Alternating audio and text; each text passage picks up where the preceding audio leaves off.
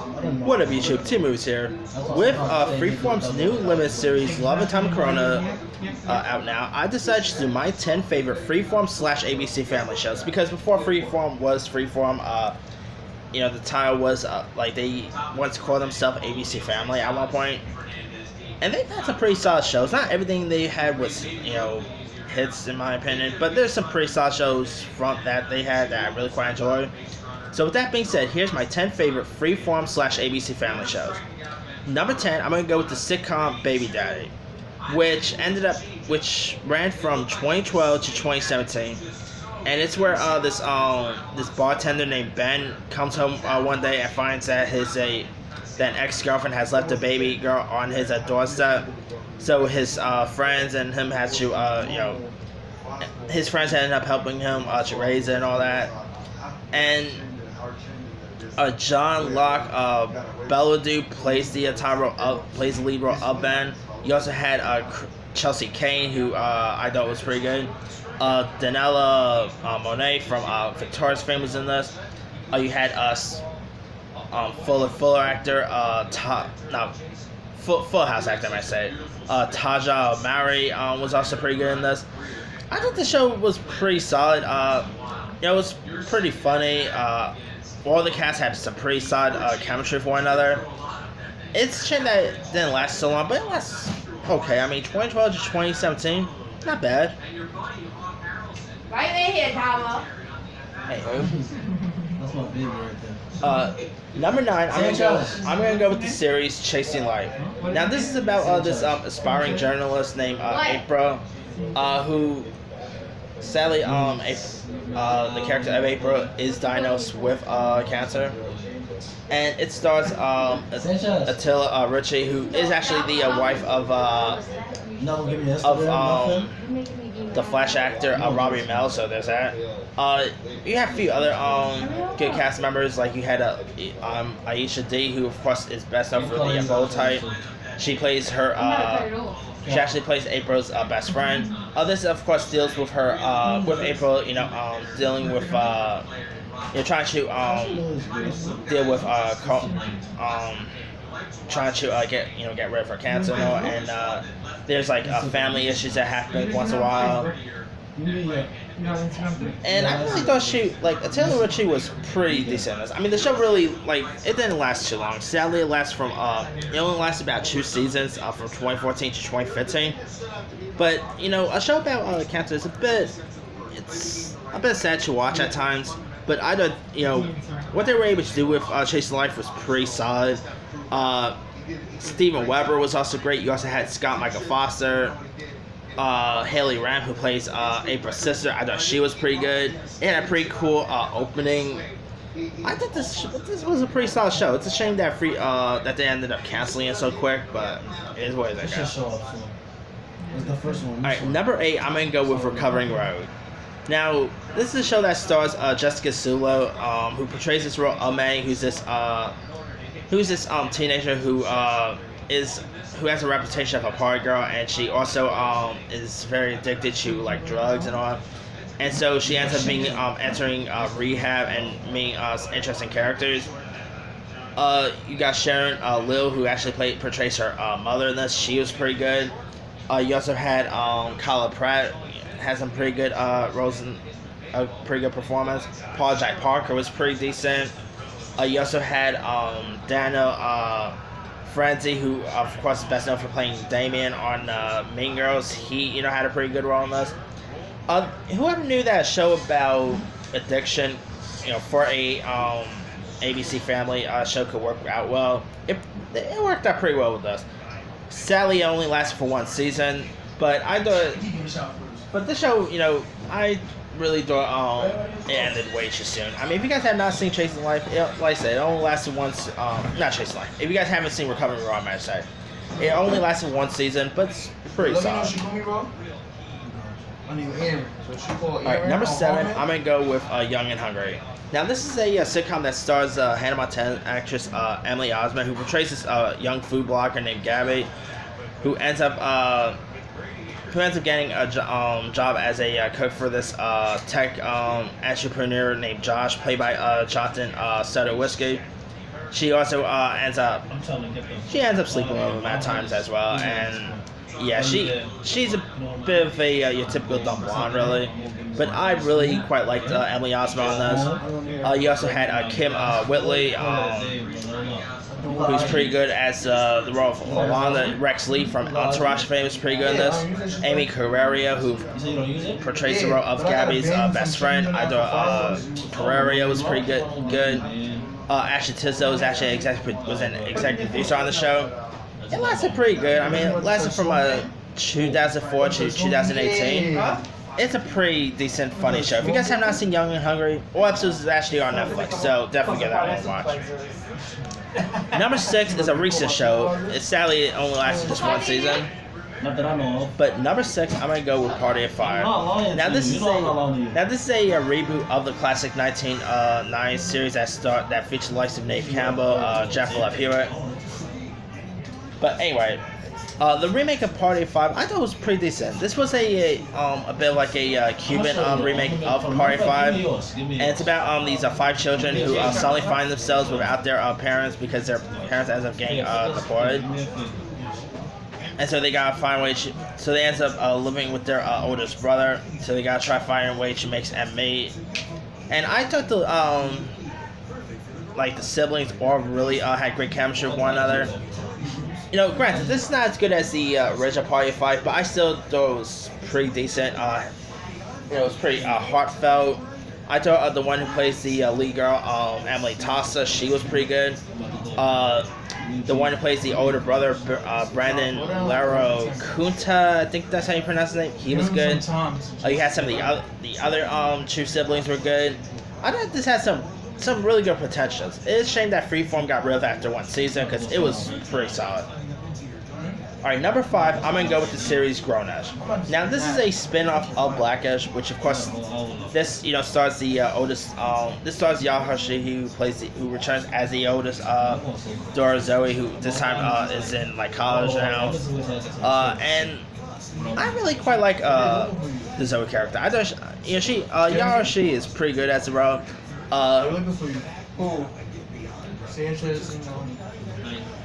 This also features some, other pretty good cast members. A few cast members that feature in this includes,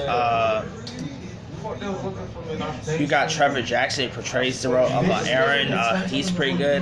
Luca Sabat plays the role of Luca. He's pretty good on the show. France Racia, who plays one of her roommates, Anna Torres. You even have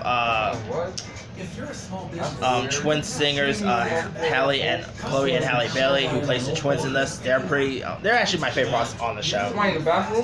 Yeah, I really quite like Grownish. Like Blackish, it does get very preachy once in a while, but it's actually pretty solid. I mean, it's not as good as Blackish or anything, but it has some pretty good fun laughs. It's very heartfelt at times. So, and of course, there is another spin-off, of course. There's the Bo Johnson prequel Mixed-ish, which is also pretty good. So first we had Blackish, then Grownish, and now Mixed-ish. I wonder what's gonna be next. Yeah, but anywho. If anything, you know my name. Send me a question.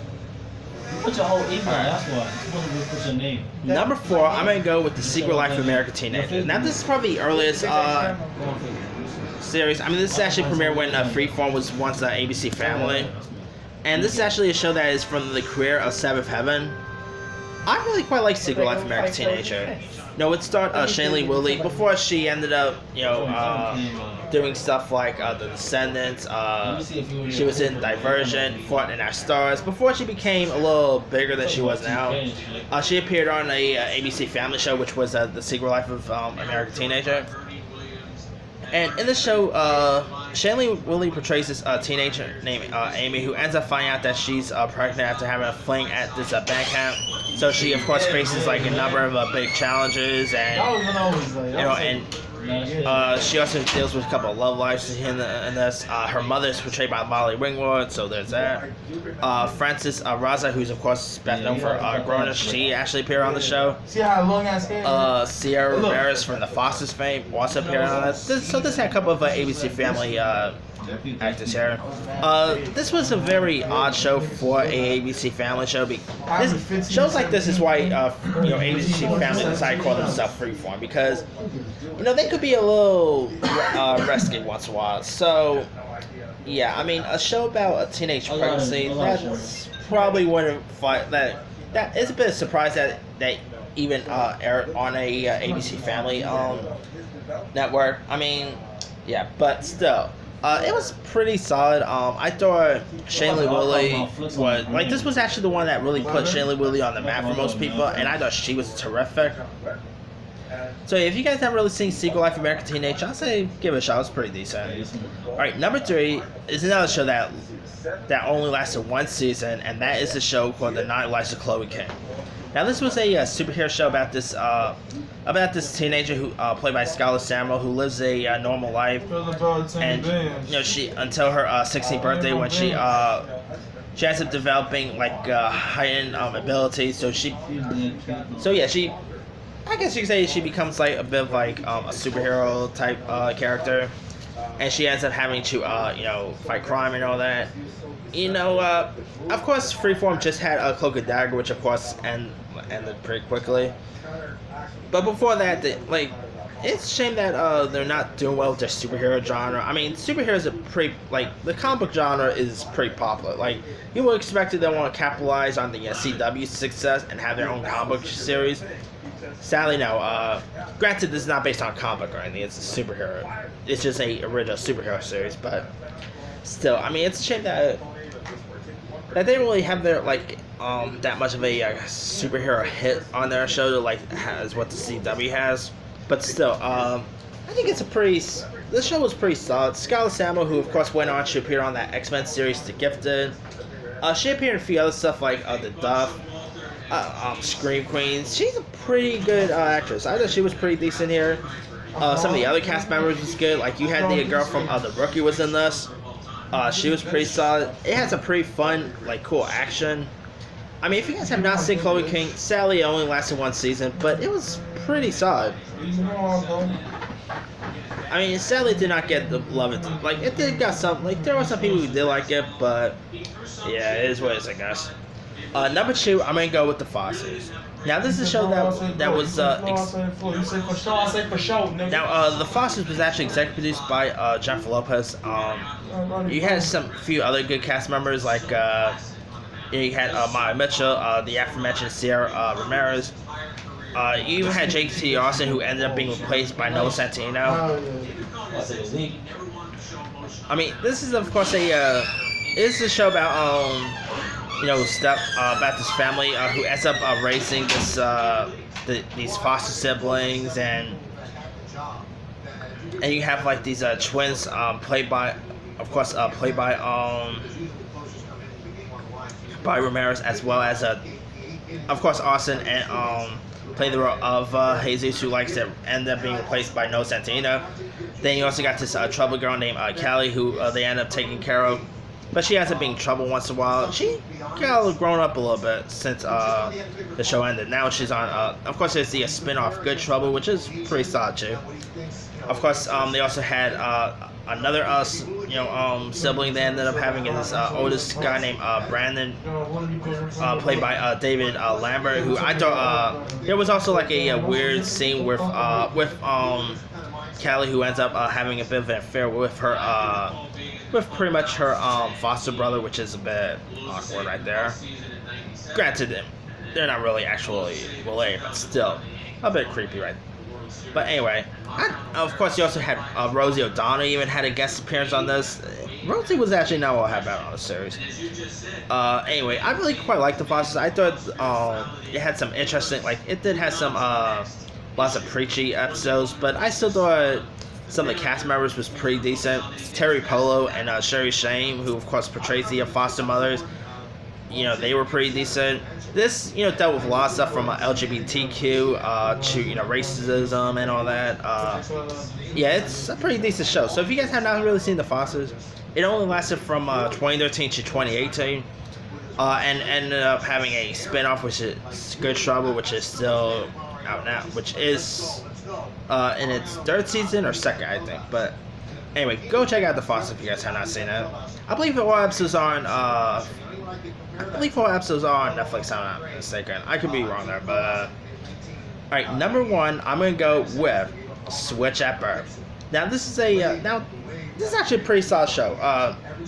Where these are two sisters, not sisters, where these are two girls, end up pretty much being switched at birth. Hence the title. You got Katie Lurek, I think that's how you pronounce her name, who plays this deaf teenager named Daphne, who ends up accidentally being placed with Costas Marie's character, while Vanessa Morano's character ends up being with Leah Thompson's family's character. So yeah, so they end up being switched and they end up having like a friend. And there's also a friendship that ends up building between all of them. I mean, you also Leah Thompson, of course, best known for. Of course, Leah Thompson is best known for Back to the Future fame. And I think the actress who portrayed the Candaces, of course, you had D.W. Amafu, who plays the matriarch of the Candaces. I don't know, he was terrific. Constance Marie, who's, of course, best known for playing Angie on the George Lopez show. She was pretty solid. Vanessa Morano, who portrays the role of Bae, she was good. This also had lots of... This also featured lots of scenes featuring sign language, and I really think when it comes to sign language, I can't do sign language to save my life, but I thought the sign language scenes was actually pretty solid to watch. You even had some pretty cool. You did have some really cool deaf actors in this, like you had Molly Matlin appear in this. Sean Birdie, who portrays the role of Emmett. Of course, he was also on The Society, which just got canceled. I don't know, he was pretty good. I mean, you don't really see many shows, featuring actual deaf actors, but I thought they did pretty good job with the sign language scenes. And this, not to mention, you also had High School Musical actor Lucas Grable. He also appeared on this as the pretty much as Bae's oldest brother. I know he was pretty good. And he ended up having a kid throughout the next few episodes. But yeah, all the cast members all had pretty good chemistry. I mean, it only lasted from 2011 to 2017. It lasted pretty good. I mean, not every shows will last that long, but all episodes I believe are on Netflix, if I'm not mistaken. So if you guys have not really seen Switch at Birth, I'll say give it a shot. I'll be down to see Freeform do some sort of revival. I mean, it'll be cool seeing some sort of maybe like spin-off or whatnot, but. Yeah, Switch at Birth was a pretty solid show. Alright, that's pretty much it. Let me do the quick rundown. 10 Baby Daddy, 9 Chasing Life, 8 Recovery Road, 7 Young and Hungry, 6 Party of 5, 5 Grownish, 4 The Secret Life of American Teenager, 3 9 Lives of Chloe King, 2 The Fosters, and number 1 Switch at Birth. Now there's a few other ones I probably could have added. Is everything okay? What's going on? Your client? Let me pull up I probably could have had Pretty Little Liars, but I'm not really too fond of that show, to be honest. The bow tie, I'm not really fond with the bow tie. Cloak and Dagger was okay, I guess. Let's see. What else we got here? Freeform shows. Think else was a B? Ortega, whatever her name is. She not jacking. Let's see. Siren. There was Shadowhunters. The aforementioned Good Trouble. Motherland. Fatima? Ortega. Ortega? She's the only one that not Pretty okay ones. Let me leave you guys. What are some of your favorite ABC Family / Freeform series? Drop a comment below. Don't forget to like, subscribe, hit that bell for more notifications. This here is Tim Movie signing off.